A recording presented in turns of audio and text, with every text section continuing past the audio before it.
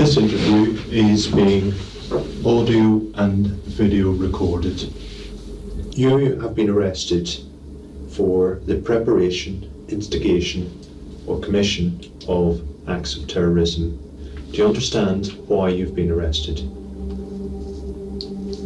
Yeah, but I don't, agree that I did anything wrong. Okay, well, the purposes of these interviews is for us to establish the facts. Sure. I'll just explain to you. In a room at Paddington Green Police Station in West London, a middle-aged man sits across from two British detectives. It's a cramped space, soundproofed with grey felt covering the walls. It's September 22nd, 2001. 11 days earlier, on September the 11th, 4 planes were hijacked and 3 crashed into American landmarks. 2 into the Twin Towers in New York and 1 into the Pentagon in Washington, D.C. 2,977 people from at least 90 countries were killed. Investigators around the globe were dispatched to find out how the world's deadliest terror attack could have happened and who was behind it. And thousands of miles away from the devastation, this man has been arrested in Birmingham. His name is Omar al-Bayoumi. Do you agree to this interview being recorded on video, first of all? I'm not sure, because, I have to, for example, get response from the embassy to make sure it's okay or not. Is that to... He has to get a response from the embassy first. By the embassy, al-Bayoumi means the Kingdom of Saudi Arabia. As I understand it, you have already spoken with representatives from the Saudi embassy this morning, is that correct? Yeah. In the days after the 9/11 attacks, we were told explicitly who did it. Is under attack. President George W. Bush addressed the nation on the 20th of September. Americans are asking, who attacked our country? The evidence we have gathered all points to a collection of loosely affiliated terrorist organizations known as Al-Qaeda. But 24 years on, a $1 trillion lawsuit from families of the 9/11 victims is now alleging that the Kingdom of Saudi Arabia supported Al-Qaeda in carrying out this attack. And Omar al-Bayoumi is at the heart of that lawsuit.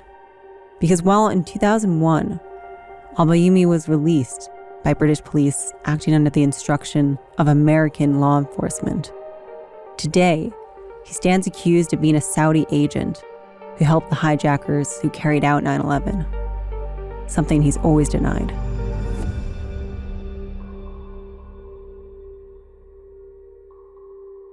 There were always pieces missing, questions that never went away. This is Amardeep Bassey. He's been following this trail for more than 20 years. If those pieces had been in place at the time, there's a chance that we could have disrupted some of the major events that took place after 9/11. Today, in this exclusive investigation from the Sunday Times, we're going to piece it all together for the first time. I'm Taryn Siegel, a producer at The Story. This is The 9/11 Suspect, Part 1, The Widow.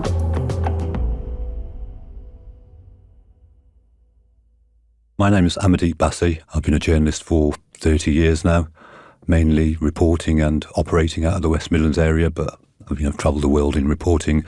My specialisms, I suppose, have been crime, extremism, radicalism, terrorism, all the kind of interesting, toxic stuff, I suppose. All of it, which kind of crosses together into this story, doesn't it? Yeah, it's had a bit of it all. Where does this particular story start for you? The story, I suppose, starts on 9/11, or just before 9/11. So I had just started work at the local newspaper in Birmingham, The Sunday, Mercury, which obviously came out on a Sunday, which gave us more time to get stories together and be a bit more thorough and investigative. And Birmingham has a very large and young Muslim population. And even before 9/11, I was beginning to do stories relating to Islamism. So I was getting a feel for that pre-9/11. Do you remember where you were the morning of 9/11? Yeah, on Tuesday, September the 11th, I remember coming back from, I won't say a boozy lunch, but we'd been to the pub, me and my colleagues. Tuesday was the start of the week for us Sunday paper journalists. We'd have the Monday and the Sunday off. And I just remember coming back into the office from lunch. I remember it being quite a dull, drizzly day, and just being in kind of the lobby and seeing on the TV screen there, basically a building on fire. And that had been the first plane had already slammed into the World Trade Center. I ran upstairs to watch the rest of it along with everybody else in the building. And as soon as I saw the second plane hit the tower, I automatically thought, this is Al-Qaeda. Al-Qaeda literally means the base or the foundation in Arabic. It was the name of an international terrorist network that saw itself as leading a global Islamist revolution. 3 years earlier, Al-Qaeda had bombed 2 U.S. embassies in Africa, killing hundreds. But even so, at the time of the 9/11 attacks, very few people in the Western world had heard of Al-Qaeda. One of them was Amardeep. The signature being that these are simultaneous attacks, which for me bore all the hallmarks of Al-Qaeda, in particular the African embassy bombings, which were all coordinated. Wow, it's amazing you knew it that quickly. I mean, I think for all of us who lived through it, we do have kind of a vivid memory of what happened on that day. And I was actually in New York, where I'm from. So I was on the North Shore of Long Island. Yeah. And I was just 11, so I didn't really understand what was happening. But I remember school was let out early. Like a lot of the parents at my school work in Manhattan or even work at the World Trade Center. And I just remember you can see Manhattan from my house on Long Island, and you could see, in my memory, you could see smoke billowing like for days, and it just didn't seem to ever stop. I mean, did it make you feel scared at the time? Did you think you were in any... I don't think I understood what was happening, so I don't think... I didn't understand why my parents were crying that day, you know? Like, I didn't really understand the true impact of it. And I guess, you know, for a lot of our listeners, that might be the case for them as well. I mean, it was 24 years ago. Yeah. And I don't really remember a world vividly pre-9/11, right? Like, I don't really understand how the world shifted because I was too young to really appreciate it beforehand. So for those in my position, for those that don't have that memory, like, how did the world change after this event? In a lot of ways, both in kind of broad strokes and also in the nuanced details. I suppose it was as a lot of the world leaders, certainly the Western leaders, talked about the rules of the game have changed now. And people were thinking, well, what game? What rules?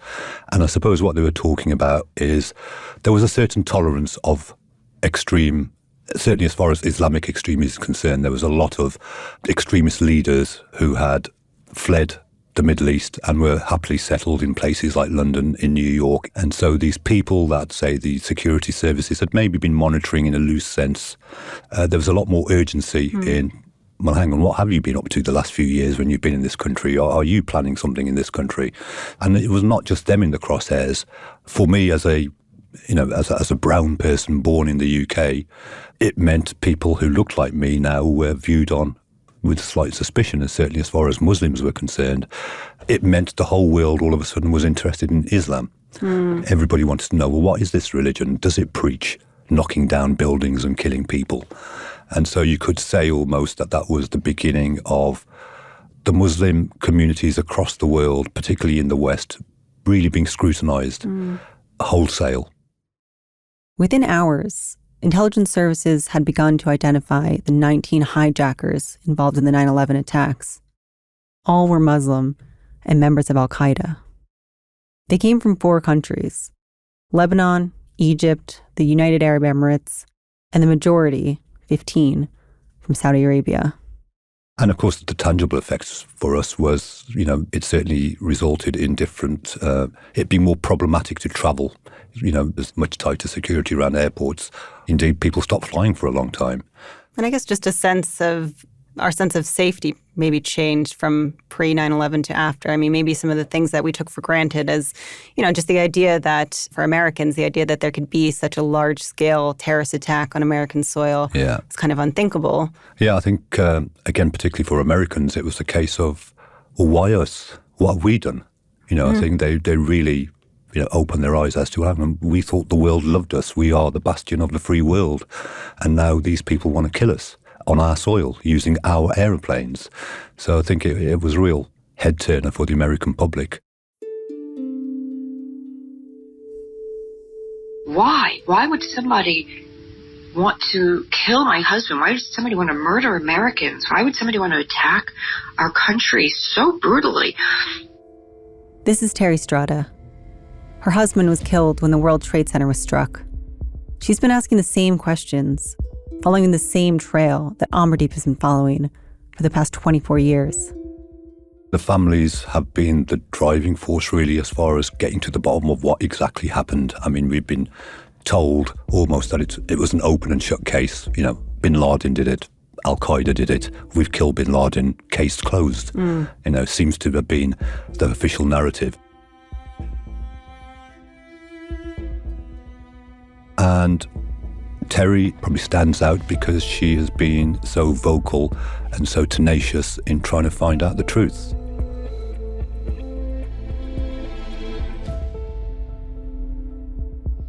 So September 11th, 2001 started out like any other weekday.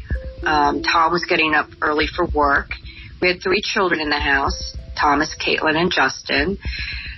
Thomas was getting up he was a first grader, was getting ready for school. Caitlin, it was her first day of nursery school, and Justin was just 4 days old. So on that morning, he got up for work, and I was getting up to tend to the children. Tom came into the nursery, and he bent down, and he kissed him on his tiny little toes, and he said, "I'll see you later, baby." And I picked him up and followed Tom to the top of the staircase. Tom went down and approached the front door. My brother was visiting. He was with him. And right before he left, he turned around and said, "I love you, and I'll be home early around 2. And that was the last time I ever saw my husband alive.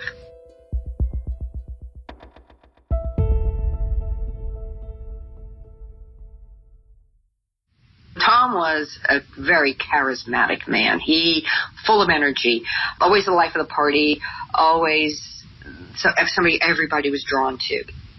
He was also he was a great outdoorsman. He loved the outdoors. He loved to fish. He loved to golf. He was a scratch golfer, which... Tom was actually working as an assistant golf pro when him and Terry met. Terry was home in Long Island for the summer, working as a waitress. She was 19. He had just turned 22. I was standing in the kitchen getting my orders for the day. He came through, and our eyes met, and he scurried over to me really quickly and introduced himself. He's very confident. And, I'm Tom Strada. I'm an assistant golf pro here. And I was just, I don't know, probably my mouth fell open. He was so handsome.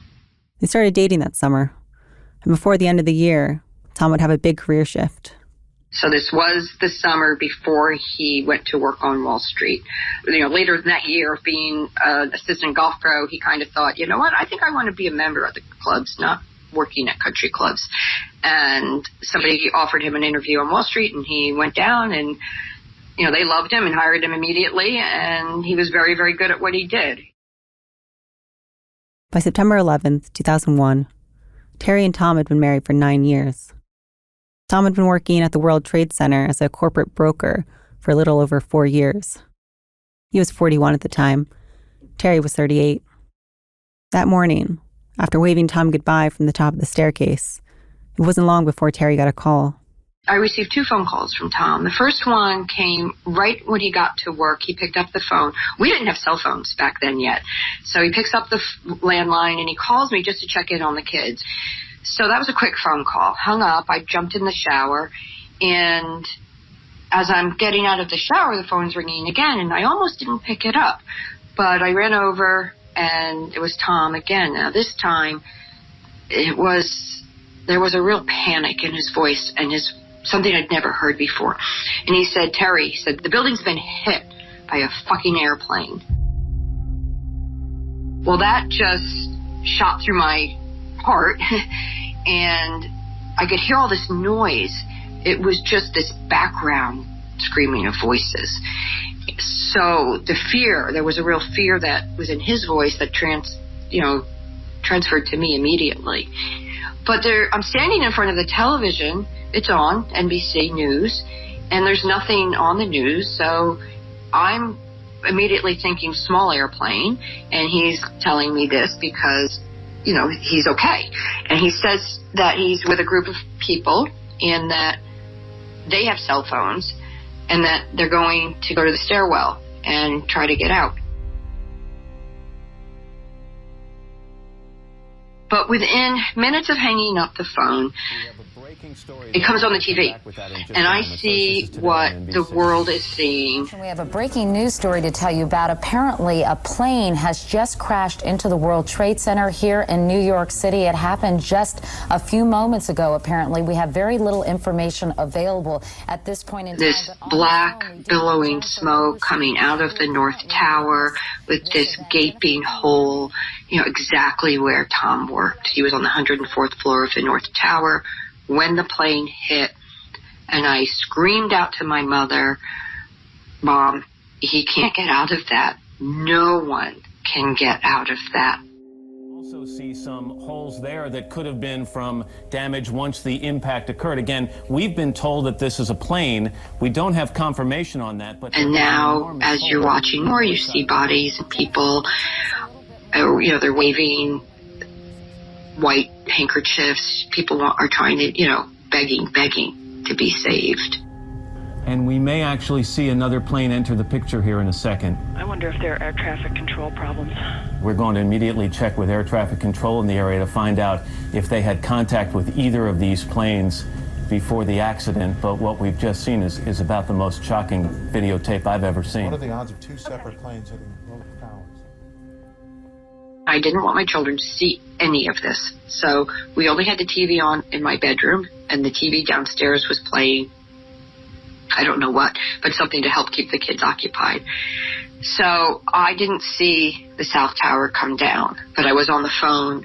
A friend of mine who said, oh my God, you don't want to know what's happening right now. Let's go back in the Pentagon. We just saw a live picture of what seemed to be a portion of the building falling away from the World Trade Center. If we can re-rack that to about 20 seconds ago, you'll see something dramatic happening. And I don't know whether it's another explosion or a portion of the building falling away, but something major just happened at that building. It never occurred to me that Tom's building would also come down. Your psyche's just like, that's a fluke. Something was wrong with that building for that to have happened, or the fact that it was hit lower, kind of like, did it cut it in half, destabilize it in a different way. But I never thought for an instant that the North Tower was going to go down too, until it did.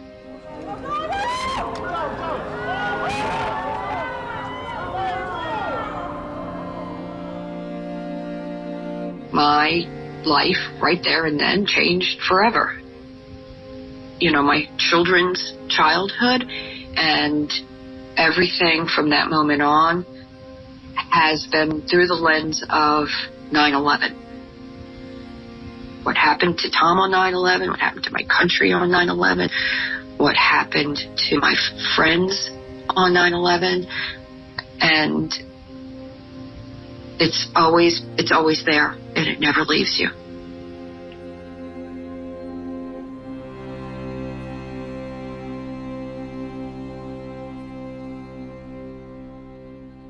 In the next few days, investigators asking those same questions would find themselves chasing a lead thousands of miles away in Birmingham.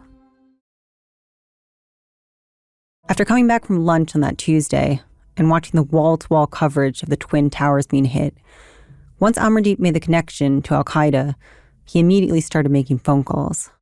So, as I said, I had already been doing or touched on stories to do with jihad and Islamism in Birmingham, mainly because, as I said, there's a very young Muslim population. And one of the first things I did was, in fact, on the Tuesday afternoon, was to call a contact who was a member of a group called Al-Muhajirun. Now, Al-Muhajirun was a bunch of British-born Muslims under the directorship or under the leadership of somebody called Sheikh Omar Bakri Mohammed, who, for want of a better phrase, you could call was a radical Islamic preacher. And he called for jihad. He encouraged jihad. He said it was a duty of all young Muslims to go to jihad. Can you just explain, what does that mean? What is jihad? What does it mean to go to jihad? So jihad is it's become a controversial term, but it isn't really. In its pure essence, it means struggle. And most Muslims would see that as the daily struggle to fight temptation, to live a good life. Most people would recognize jihad in their everyday lives, not as an action where you are fighting or preparing to fight, but just those little daily, hundreds of little struggles and dilemmas you might have of, am I doing the right thing? That is jihad as far as I'm concerned, yeah. Got it. So in the days after, you're looking into, you said, a preacher in the Birmingham area who is preaching jihad. So I guess in his interpretation, what does that mean? In his interpretation, it purely and utterly means fighting. Groups like Al-Muhajirun talked about having a global Islamic empire, essentially, and they saw it as their duty to convert the world to Islam. They thought it was inevitable and that they are just helping that along. So I spoke to Al-Muhajirun's representative in Birmingham, who was in a very celebratory mood when I spoke to him. He was also watching it live and was kind of reveling in it, I suppose, more or less saying this is what America's had this coming. And then he invited me to a meeting that Al-Muhajirun was having that same Saturday, like just days after 9/11, which I did attend. And that was the first time that the call was made for British Muslims to go out and fight against the Americans wherever they can find them. Jeez. I mean, by then, within days of the attack, there was already talk of America invading Afghanistan because that's where bin Laden was. And at this meeting on the Saturday in Birmingham, young British Muslims who were in the audience were told, it's your duty to fight any British soldiers who go out to fight the Taliban. You've got to fight your own soldiers, in essence. As far as groups like Al-Muhajirun were concerned, they were framing what had happened as, this is war and we are soldiers. Within days of that, or sort of, I think the week after, the Friday after, the 21st of September, West Midlands Police suddenly put out a press release, just a very brief statement, as they always do, saying, we have made an arrest today in Birmingham in relation to the 9/11 attacks. So you can imagine, I'm thinking, wow, a Birmingham connection to the 9/11 attacks. What is this connection? Who is this guy? And it all took us to an address at Highgate Street in Birmingham, which was a pretty nondescript kind of property. But what was distinct about it was literally right next door to Birmingham's Central Mosque, sort of the main mosque in Birmingham. And this guy was, where all the journalists had gathered, was at this address there. And who was living at that address? So at that address, we were told there was a Saudi student, a mature Saudi student by the name of Omar Al-Bayoumi. This Omar Al-Bayoumi. I have to, for example, get response from the embassy to make sure it's okay or not. The man who would later, after his arrest, insist on speaking with the Saudi embassy before agreeing to be recorded. And, who was this man? It took, 10 days after the attacks for him to be arrested. Who was it? We know he's a mature student. Okay, so Omar Al-Bayoumi was a Saudi who had moved to San Diego in California in the early 90s. And after 9/11, obviously the authorities in America picked up a lot of clues immediately as to who the hijackers were, and then obviously then went to places where they were last seen or addresses, and they found out that the two Pentagon hijackers had lived in San Diego. So they immediately went to San Diego, they had their addresses, and neighbours and people in San Diego had told investigators that these two hijackers, Khalid Al-Midar and Nawaf Al-Hazmi, had been very close friends with a guy called Omar al-Bayoumi, who was a little older than them. In fact, they went a bit further. They said, al-Bayoumi had some kind of party for them where there was a lot of men there, and it had been recorded on camcorder. So immediately the FBI are thinking, there's footage out there of al-Bayoumi with two of the hijackers. That's a start. So he's a person of interest, basically, he's a as a person result. of interest. And so immediately it was a case of, where is he now? And it didn't take them long to work out that he'd actually left San Diego in July 2001 and was now enrolled as a mature student at Aston University and was living in Birmingham. I mean, the British police had no idea that Omar al-Bayoumi was in this country or was studying, or what his background was. They were totally in the hands of the FBI. So the FBI, I guess, alert the British police to the fact that he's resident in Birmingham. And then it's the British police who actually arrest al-Bayoumi, is that right? The arrest was made by British officers, and because the arrest was in Birmingham, it was the local police force, West Midlands Police, that made the arrest. An officer called Detective Constable Ian Dean. He was then very quickly joined by somebody from the Met Police's counter-terror squad, which at the time was called SO13, Special Operations 13. And so one of its members, somebody called David Campbell, raced down from London, where they were based, and came to Birmingham to pick up al-Bayoumi, who was being housed at a police station there. And together with Ian Dean, the two of them drove him to London at some speed. As the detectives headed to London with Omar al-Bayoumi in tow, Amardeep, back in Birmingham, was desperate to find out more about this arrest. And it wasn't just Amardeep. A whole crowd of international journalists were parked at Highgate Street, hoping to find some answers. And that's when Amardeep got a tip-off. I obviously reporting out of Birmingham for quite a while before then. I had a lot of contacts in the Muslim community, and particularly at the mosque. And somebody at the mosque said to me, do you know he's got another address that he's recently moved to? And gave me the address. And so the next day, off I went. And it was just me. It was not far from Highgate, just a short walk away. And there was no other press there. And as I was walking to the front door, it wasn't cordoned off or anything. There was nobody or anybody or anything stopping me getting to the front door. But I certainly noticed people walking. There were clearly police walking around, some uniformed, some not. But it was all very low-key. As I'm walking up to the door opens and I'm greeted by a tall American chap.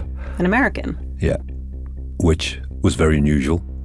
On the face of it, what's an American doing opening the door? But obviously I worked out within seconds that you're obviously an American investigator from one of the agencies in America, and this must be a really high priority arrest for you to be here. Oh. But we kind of walked away from the building, which made me think there must be something in that building you don't want me to see. So Amardeep, you were more or less turned away when you approached that first time 24 years ago. But you can now tell us a bit more of what was actually happening in that house. So in the days after 9/11, what was happening there? Okay, so the police actually raided 3 properties or addresses, one being the Highgate Street, the other one being Dymoke Street. And also, as I said before, Omar al-Bayoumi was ostensibly a mature student at Aston University. So they searched his office in Aston University. Dymoke Street was searched, Highgate Street was searched, but it was Dymoke Street that unearthed piles of evidence there, or material that was pertinent to the inquiry, shall we say. Videotapes, up to 80 videotapes, handwritten address books, 150 pages long, other letters, other photos, other videos, his phone records. He had been carrying this around with him, and it was all there and all gathered and scrutinised. British police were the ones who raided al-Bayoumi's 3 properties, and they bagged and labeled all of this material, piles and piles of it. But it was then immediately handed to American investigators. The FBI were running the show here. They were the ones deciding what evidence to share with the 2 British detectives interrogating al-Bayoumi in London. I'll show you a copy of a bank card that you had in your possession. There is a kind of convention, I suppose, when it comes to agencies operating on foreign soil. there is a certain protocol when it comes to handling evidence and processing evidence.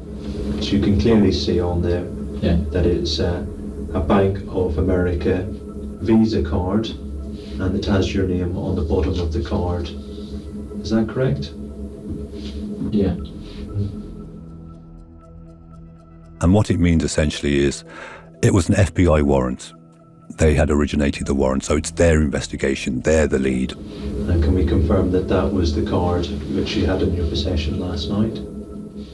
So what happens is the interrogating officers would be part of a process known as the tunnel. How many trips have you made recently to America? Which is a kind of informal term of basically tunnel vision, I suppose. And what that means is the FBI had a team of analysts in London who, as the evidence was being collected from these three addresses, these three Birmingham addresses, it was being bagged up and it wasn't being analysed at all by any British officers. It was immediately passed to the FBI. Have you, through your job in civil aviation, have you ever learned to fly?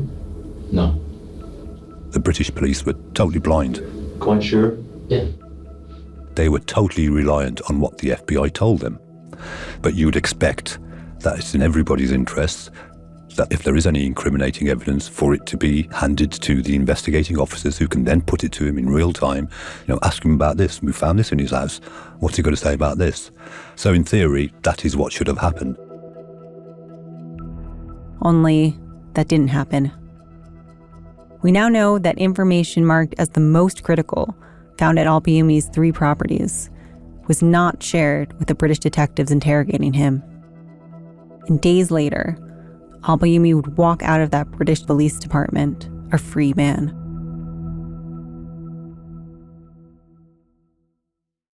And Amardeep, we should say that Omar Al-Bayoumi has always denied any involvement in the 9/11 terrorist attacks. You managed to speak to one of the British detectives who arrested and interrogated Al-Bayoumi, right? DC David Campbell. Yes, we managed to track, or my partner, Liz Harris, who's worked on this story with me, managed to track him down. It wasn't easy. SO13 officers, retired or otherwise, rarely advertise their presence on the internet. But we managed to find him, or Liz managed to find him. And it was a case of, well, what now? What do you say to an SO13 officer? Is he really going to want to speak about this 23 years later? And then Liz actually made the phone call to him. And it went something like this. So Liz has called him up. He knows what it's about. And there's a bit of a pause on the other line. And Liz is fully expecting him to say, well, I've got nothing to say. I can't say anything, and kind of put the phone down and don't call me again. But the opposite happened. There was a bit of a pause, and then David said something along the lines of, I've been waiting 23 years for this call. Wow. That's next time, in the second part of this special investigation.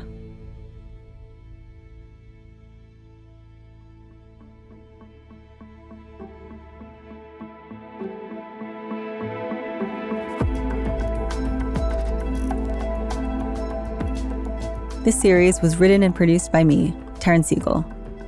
You can read Amardeep and Liz's full investigation right now at thetimes.com with a subscription. We'll be back tomorrow with part 2.